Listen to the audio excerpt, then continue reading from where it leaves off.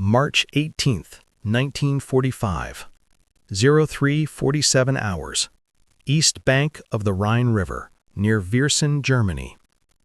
German artillery observer Feldwebel Heinrich Kramer peered through his Zeiss binoculars at what appeared to be the greatest American military buildup since D-Day.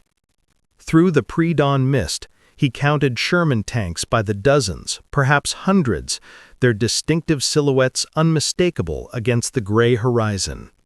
Half-tracks lined the tree line. Artillery batteries stretched for miles. Radio intercepts confirmed what his eyes already told him. The U.S. Ninth Army was massing for a major crossing, right here, at this precise location. Kramer radioed coordinates to headquarters. Within hours, German command redirected 2 panzer divisions and 3 infantry regiments to reinforce the sector. Artillery batteries repositioned. Anti-tank guns were dug in.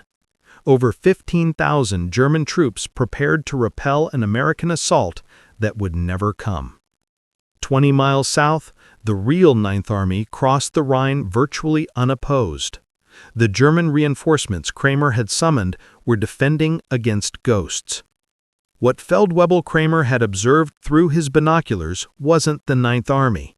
It was 1,100 men of the 23rd Headquarters Special Troops, America's secret Ghost Army, operating inflatable tanks, recorded sound effects, and elaborate theatrical deception that had just saved an estimated 10,000 American lives.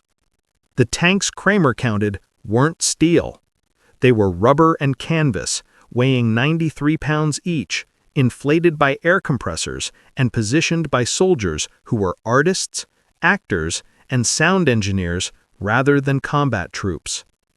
The Ghost Army had no tanks, no artillery, no heavy weapons of any kind. What they possessed was more dangerous: imagination weaponized for war. This is the story of how 1,100 American artists, designers, and audio engineers fooled the entire German military intelligence apparatus, conducted 22 deception operations across Europe, and helped win the war without firing a single shot. The concept of military deception was ancient, but its systematic application to modern warfare began with a British officer named Dudley Clark. In 1940, Clark established A Force in the Middle East, a unit dedicated entirely to deceiving the enemy through fake radio traffic, dummy equipment, and elaborate disinformation campaigns. The British used deception extensively during the North African campaign, creating fictional armies that tied down German divisions waiting for attacks that never materialized. American military planners observing British success recognized that deception could be decisive when properly executed.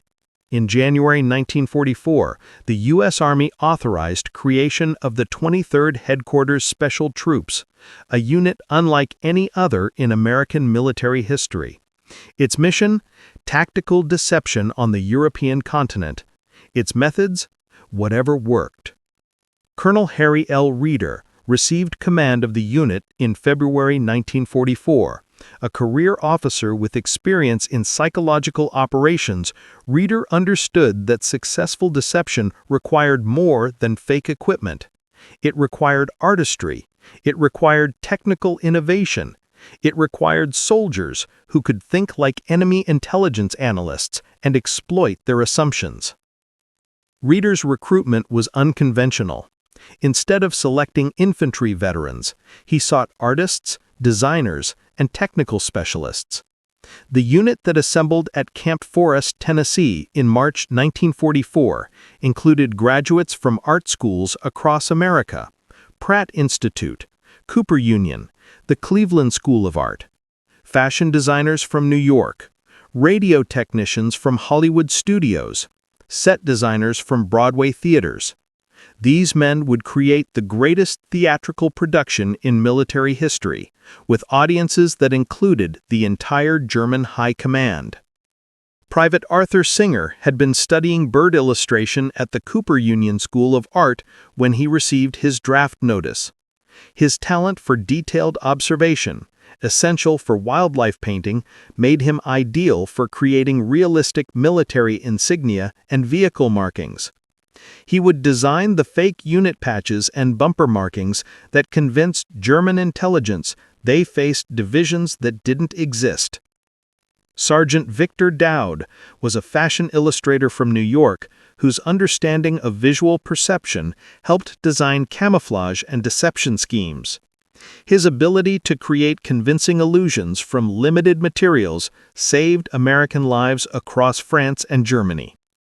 Technical Sergeant William Sales had worked in Hollywood special effects before the war. His knowledge of theatrical sound production would prove decisive in creating audio deceptions that fooled German listening posts into believing entire armored divisions were assembling in empty fields. These artists, assembled into the 603rd Camouflage Engineers, formed the visual deception element of the Ghost Army. But visual trickery alone wouldn't convince experienced German intelligence analysts. The deception required multiple channels of confirmation, what military planners called multisensory deception. The 3132 Signal Service Company provided the audio component.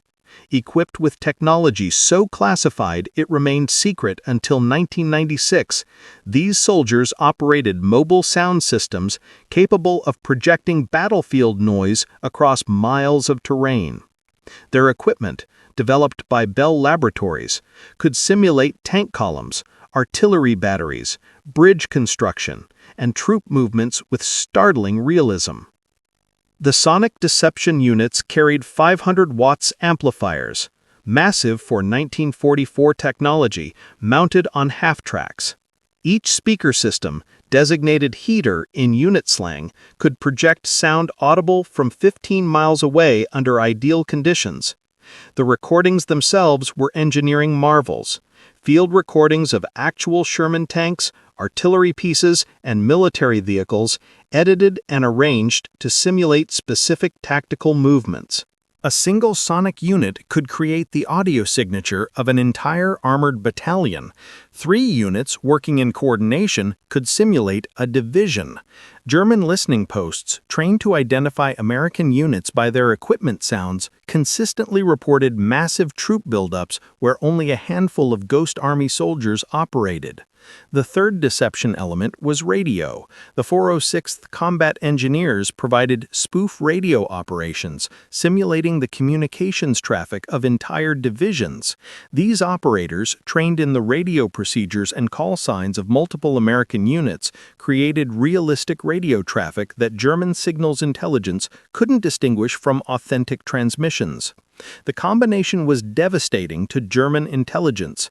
Visual reconnaissance showed tanks and equipment. Audio monitoring detected engine noise and construction activity. Radio intercepts confirmed unit identification and movement orders.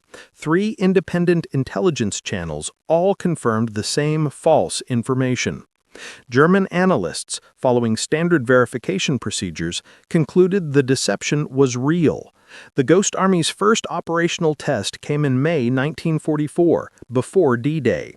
Operation Elephant tasked the unit with simulating the 2nd Armored Division in southern England, while the real division secretly moved to embarkation points for Normandy. For 2 weeks, Ghost Army soldiers maintained the illusion that the 2nd Armored remained in place, inflating dummy tanks, broadcasting recorded engine noises, and transmitting routine radio traffic. German reconnaissance aircraft photographing the area saw exactly what they expected, a full armored division. The deception contributed to German uncertainty about Allied invasion plans, adding another layer to the massive Operation Fortitude that convinced Hitler to hold back panzer reserves, expecting a Pas-de-Calais landing that never came. The unit's European combat operations began on June 14, 1944, 8 days after D-Day. Operation Elephant had been a rehearsal. Now the Ghost Army faced combat conditions, operating within miles of German forces who would kill them instantly if they discovered the deception. Operation Brittany, conducted in late June 1944, demonstrated the unit's evolving capabilities. As American forces broke out of Normandy, the Ghost Army simulated the 80th Infantry Division in the Saint-Lô area, while the real division secretly repositioned for General Patton's drive toward Brittany. For 5 days, 1,100 men created the illusion of 15,000. The technical details reveal the operation's complexity. Each morning before dawn, soldiers inflated approximately 400 dummy tanks, vehicles, and artillery pieces. The inflatables, manufactured by the U.S. Rubber Company, were remarkably realistic when viewed from aerial reconnaissance altitudes, the primary method German intelligence used to track American movements. A dummy M4 Sherman tank weighed 93 pounds and could be inflated by a single soldier using a portable air compressor in approximately 20 minutes.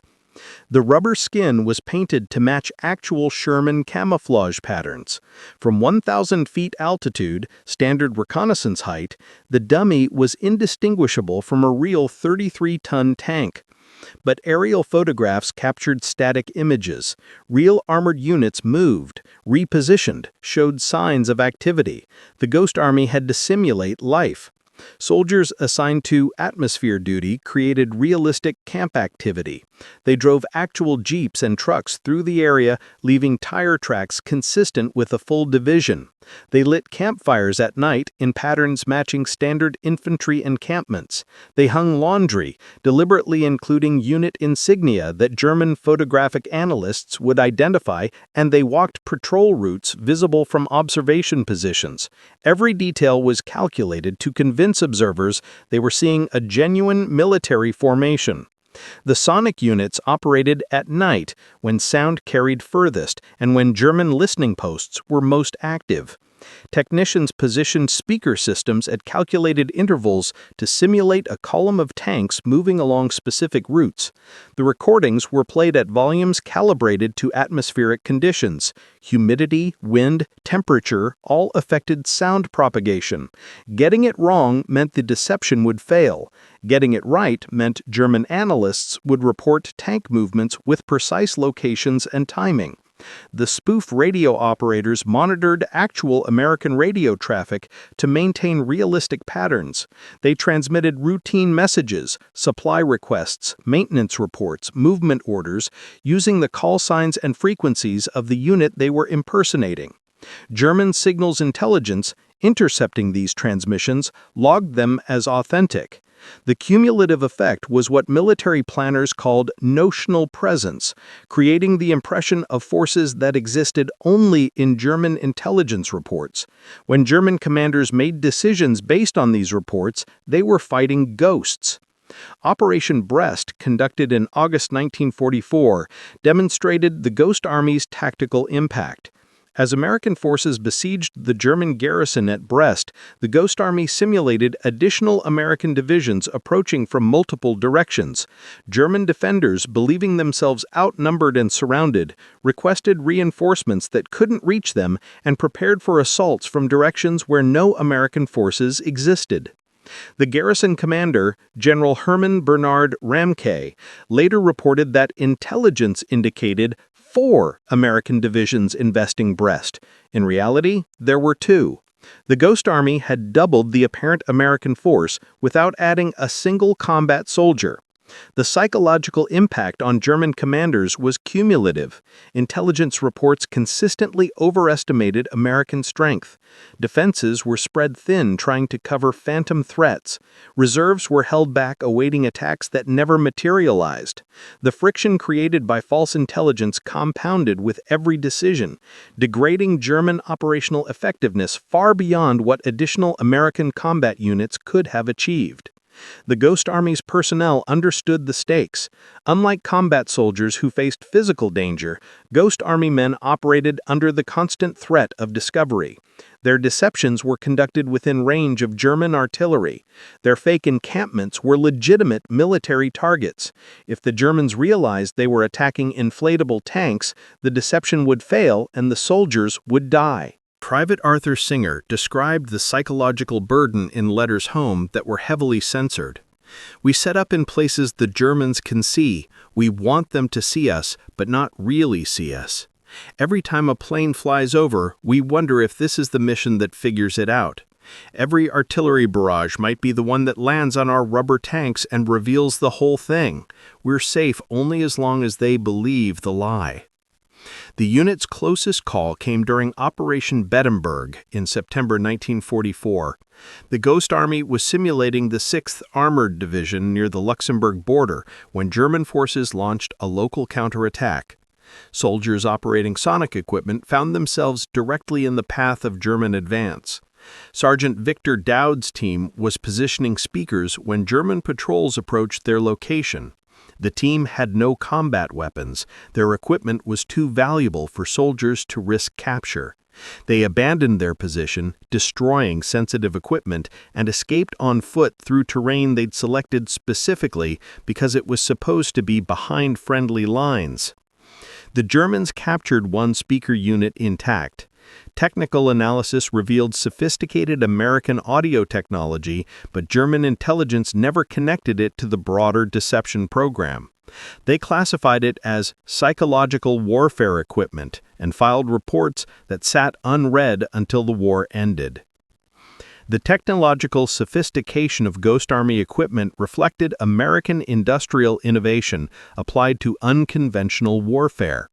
The inflatable tanks were engineering marvels, complex rubber structures with internal armatures that maintained realistic shapes under varying atmospheric conditions. The rubber had to be thick enough to hold air pressure, but thin enough to fold for transport. The paint had to match Sherman camouflage exactly while also being flexible enough not to crack when the rubber flexed. Manufacturing specifications, declassified in 1996, revealed the precision required. Each dummy tank required 53 individual rubber panels, heat-sealed at pressures between 15 and 18 psi, depending on ambient temperature. The turret rotated on a pneumatic bearing, unnecessary for visual deception but essential for creating realistic shadows that aerial photography analysts use to identify vehicle types. The sonic equipment was equally sophisticated. Bell Laboratories had developed directional speaker technology originally intended for civilian public address systems. Army engineers adapted this technology for battlefield use, creating speakers that could project sound in narrow beams rather than omnidirectional patterns. This allowed operators to control which directions would hear the deception, essential when friendly forces might be within earshot. The recordings themselves were curated from thousands of hours of field audio. Technicians recorded every major American vehicle type under various conditions: acceleration, deceleration, idle, movement over different terrain types. They recorded artillery firing and being loaded. They recorded bridge construction, tank recovery operations, and infantry formations. This library, maintained on fragile wire recordings, provided raw material for creating any tactical scenario. A typical sonic deception required hours of preparation. Technicians reviewed intelligence on German listening post locations and atmospheric conditions. They selected recordings appropriate for the tactical scenario. A tank column moving at night required different sounds than a static defensive position. They calculated speaker placement to create realistic sound propagation patterns, accounting for terrain, weather, and enemy positions. The operation itself was conducted with theatrical precision. Speakers were activated in sequence to simulate vehicles moving along roads. Volume levels were adjusted to create the impression of distance. Engine sounds were overlaid with track squealing and equipment rattling to add realism. A well-executed sonic deception could convince German monitors they were hearing tank movements miles away from any actual American armor. The radio deception element required different skills. Spoof radio operators had to master the communication patterns of multiple American units, shifting between personalities and procedures as tactical situations demanded. They studied captured German intelligence on American radio procedures, then deliberately made the mistakes that German analysts expected from American operators, subtle authenticity markers that distinguished real traffic from suspected deception. Major Ralph Insinger, intelligence officer for the Ghost Army, supervised these operations with obsessive attention to detail. A former editor of Time magazine, Inglesir understood that convincing deception required consistency across all elements. Visual, sonic, and radio deception had to tell the same story. Discrepancies would trigger German suspicions. Inglesir developed what he called the Special Effects Checklist, a detailed protocol ensuring all deception elements were synchronized. Before any operation, staff verified that inflatable positions matched the unit being simulated. They confirmed sonic recordings reflected appropriate equipment. They reviewed radio scripts for consistency with known unit procedures. Only when all elements aligned did operations proceed. The German intelligence apparatus, despite its sophistication, consistently failed to penetrate Ghost Army deceptions. This failure reflected fundamental assumptions in German intelligence doctrine. Analysts trusted aerial photography as definitive evidence of enemy dispositions. They assumed radio traffic reflected actual unit locations. They believed acoustic intelligence accurately reported equipment types and quantities. The Ghost Army exploited each assumption systematically. German photographic interpreters were highly skilled at identifying American equipment from aerial images. They could distinguish tank types by shadow patterns, count vehicle quantities accurately, and identify unit insignia from high-altitude photographs.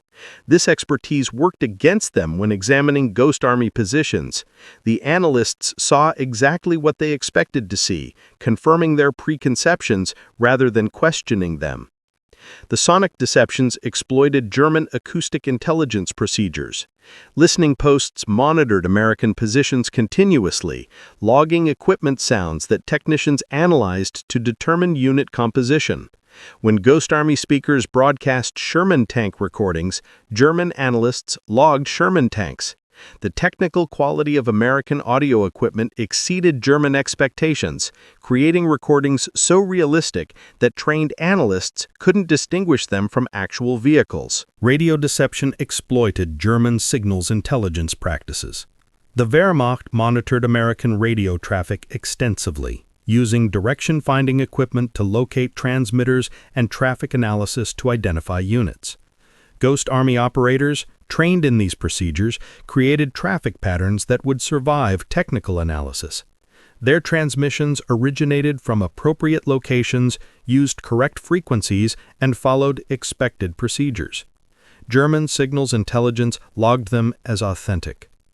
The cumulative effect was intelligence paralysis. German commanders received reports showing American concentrations that didn't exist, diverting resources from actual threats. When genuine American operations occurred, German forces were often positioned to counter phantom threats elsewhere. The Ghost Army didn't just create false intelligence, it degraded the entire German intelligence system's reliability. Operation Viersen, the Rhine crossing deception that opened this narrative, represented the Ghost Army's culminating achievement. By March 1945, the unit had conducted 21 operations across France, Luxembourg, Belgium, and Germany. They had refined their techniques through experience, learned which deceptions worked and which failed, and developed procedures that maximized impact while minimizing exposure.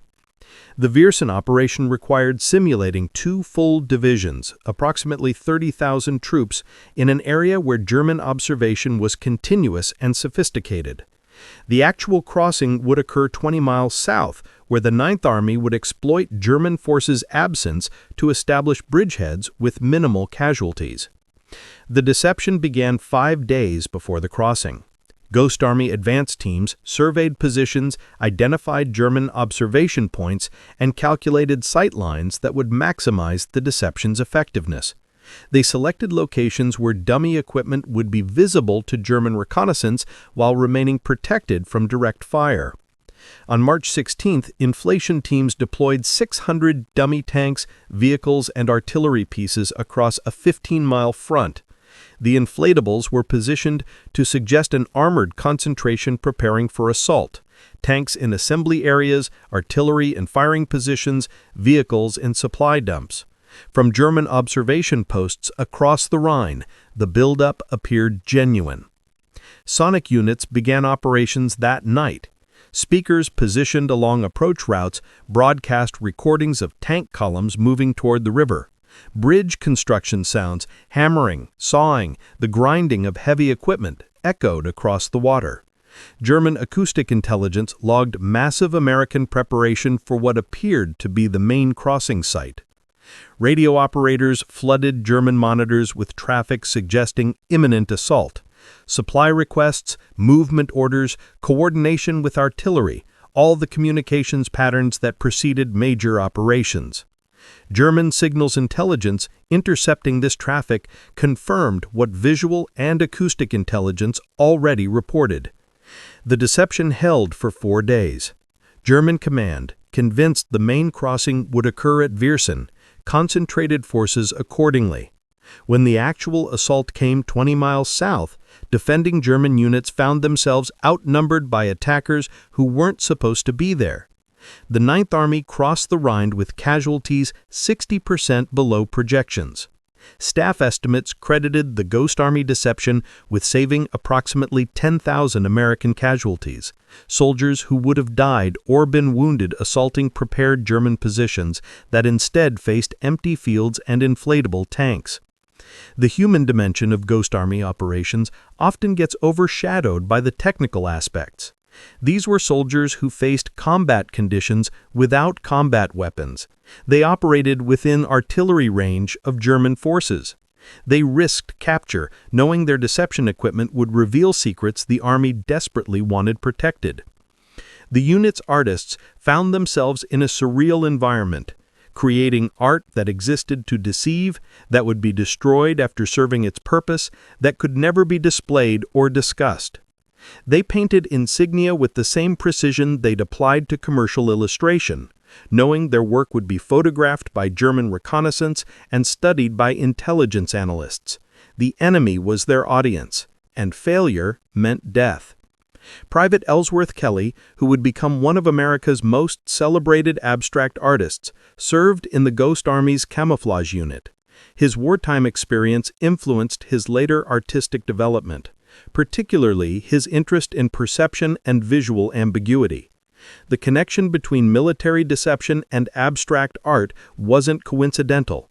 Both involved understanding how observers construct meaning from visual information.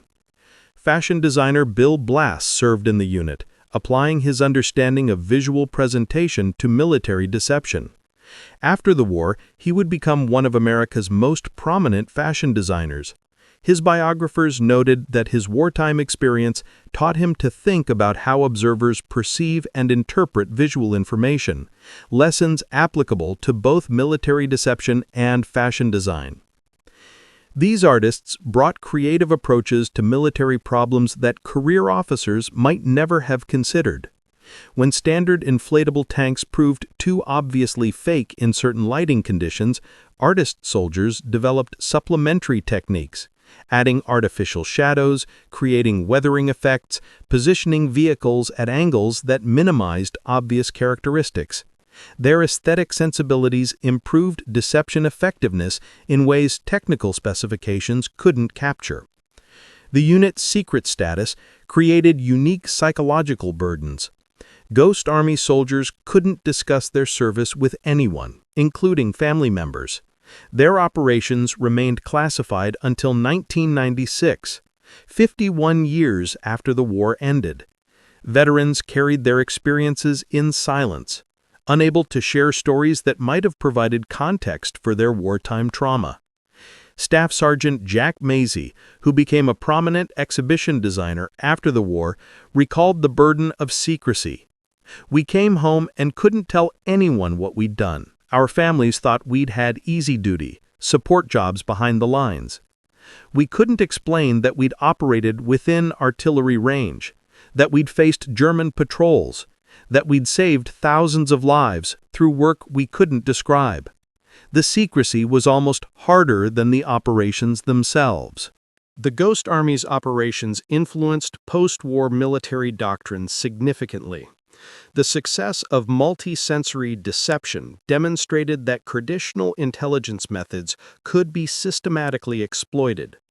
Future military planners would need to consider not just how to gather intelligence, but how to avoid being deceived by enemies using similar techniques. The unit's innovations in sonic deception directly influenced Cold War military technology.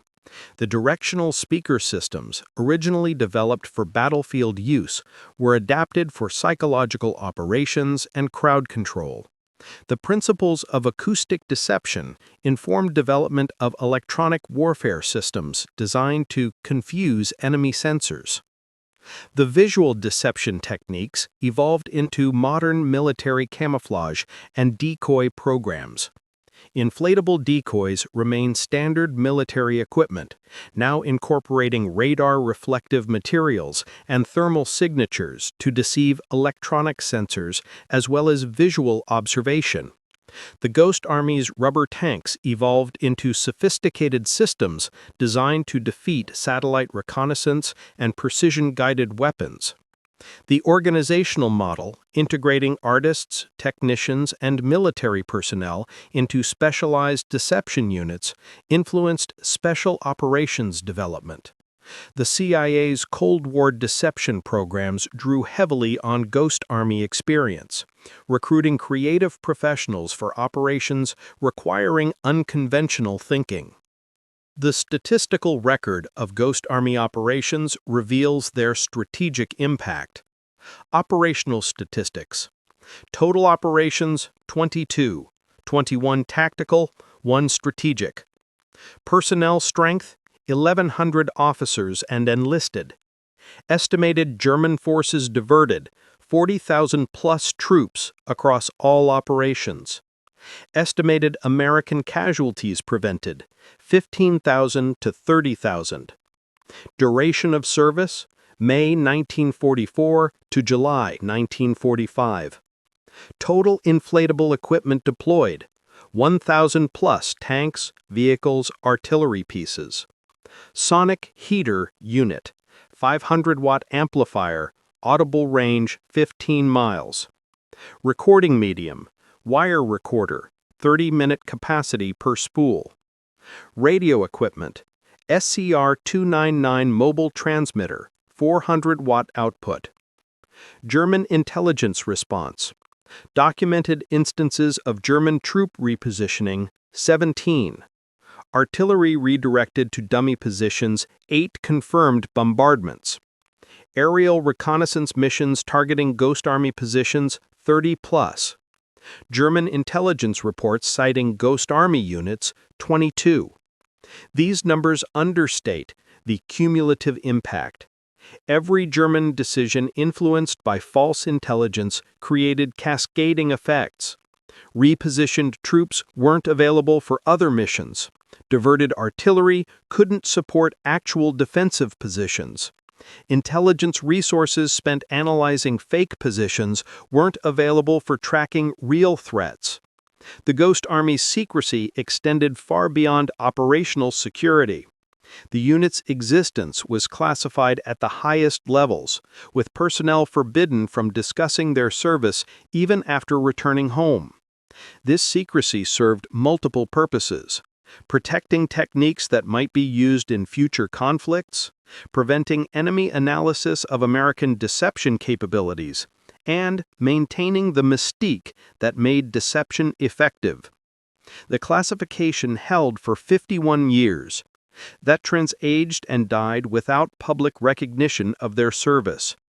Families never learned what their fathers, husbands, and brothers had actually done during the war. The artists who served couldn't discuss how their creative skills had contributed to Allied victory. Declassification in 1996 finally allowed veterans to share their experiences. Many were in their 70s and 80s by then, their memories fading, their documentation scattered. Historians scrambled to record oral histories before the remaining veterans died. The full story, assembled from partial records and aging memories, revealed an operation far more sophisticated and successful than anyone outside the classified community had known. The public response to declassification demonstrated enduring fascination with military deception. Documentary films, books, and museum exhibitions attracted millions of viewers. The Ghost Army's story resonated because it combined military history with artistic creativity.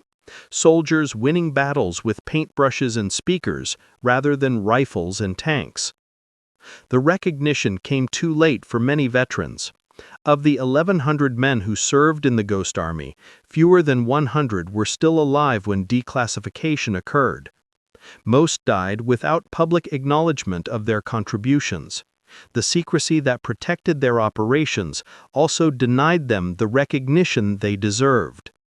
In 2022, Congress awarded the Ghost Army the Congressional Gold Medal, the highest civilian honor the legislative branch can bestow.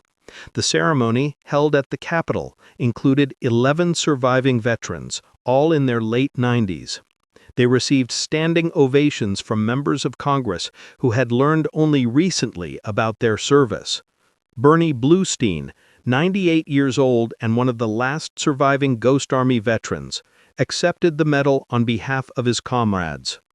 "We were artists and technicians who found ourselves in a war. We couldn't fight the way infantry fought, so we fought with our skills, painting, designing, creating illusions. We saved lives by creating fictions. That's what artists do.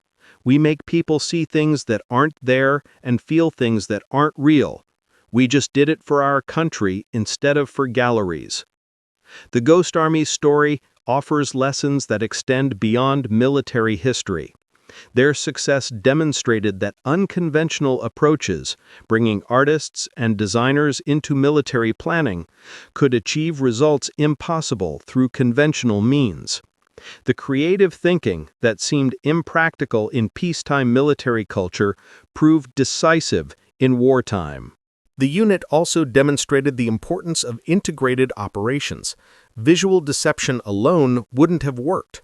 German analysts would have detected inconsistencies with other intelligence sources. Only by coordinating visual, sonic, and radio deception could the Ghost Army create convincing illusions. This integration required organizational flexibility that traditional military structures resisted. Most fundamentally, the Ghost Army proved that wars could be won without firing shots.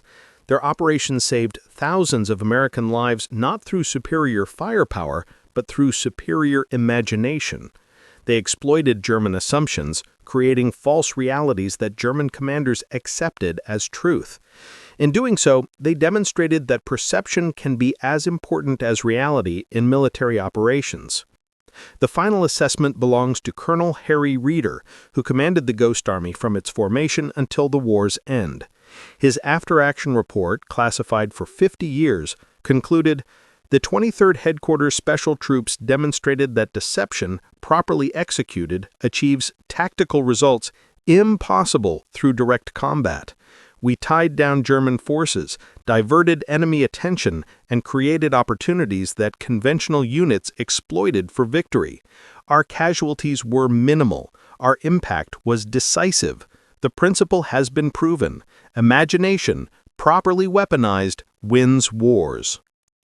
The German commanders who repositioned forces to defend against Ghost Army illusions never knew they'd been fooled. They made rational decisions based on intelligence that appeared reliable. That the intelligence was fabricated by 1,100 Americans with inflatable tanks and speakers remained hidden until decades after their deaths.